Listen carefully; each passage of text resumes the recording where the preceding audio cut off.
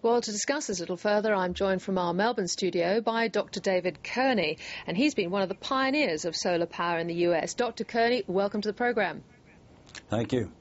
The idea of concentrating solar thermal power is quite different from photovoltaics, isn't it? And I guess the question is, how many of these sort of big solar power stations are there in operation at the moment in the world? There are quite large plants operational in Spain and also in the U.S. In the U.S. there is a large number of companies that have signed agreements to sell electricity from large solar plants to utilities, and they're going through the permitting processes to make that a reality. We've just seen this vision of the Newcastle plant.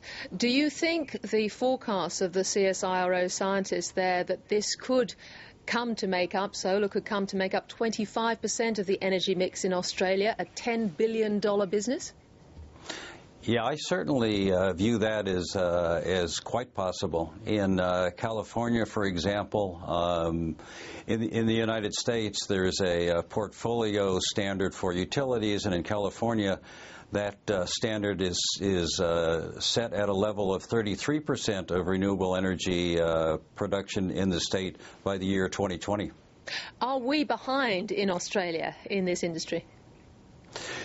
Australia is certainly behind in the degree of commercialization that has been achieved in just a few other places in the world. But the solar resources in Australia are so strong that it certainly would be possible. Of course, the issue here is the inexpensive coal that's also available to produce power. So one has to make the decision to go with renewables in terms of improving the environment and climate change.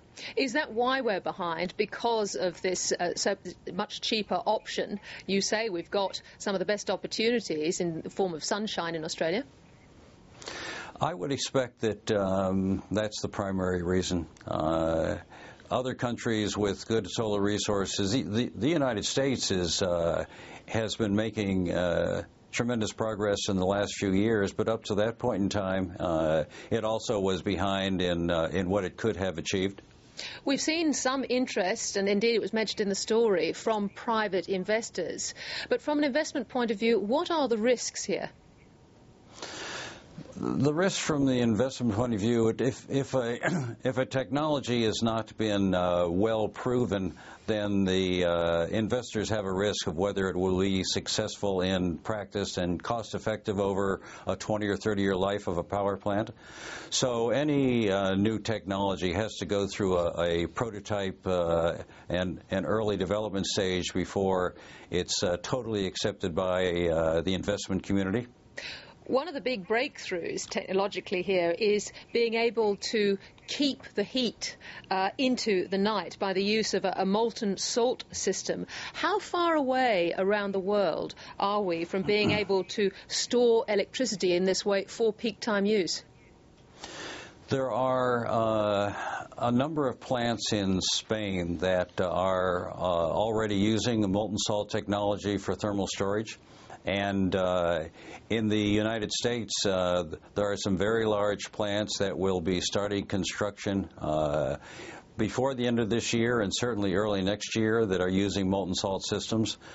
With that kind of a storage capability, you can tailor and dispatch the electricity from a solar plant to meet the demand of the electrical grid, and that's very important in some, but not all locations in the world.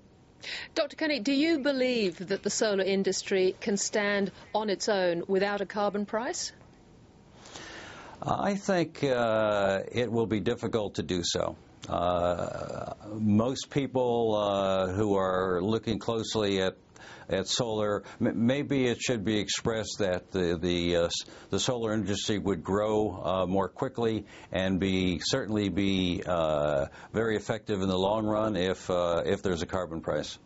And you've spent a few days here in Australia, I know. What do you make of the government's commitment thus far to solar? I notice it's just pooled funding of the Photovoltaic Centre of Excellence in the University of New South Wales.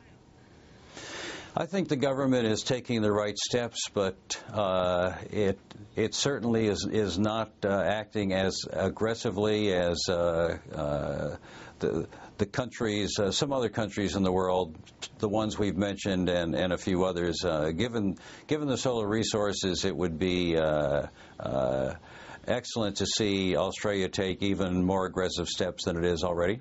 Dr. David Kearney, I thank you for joining us on Lateline Business. Thank you.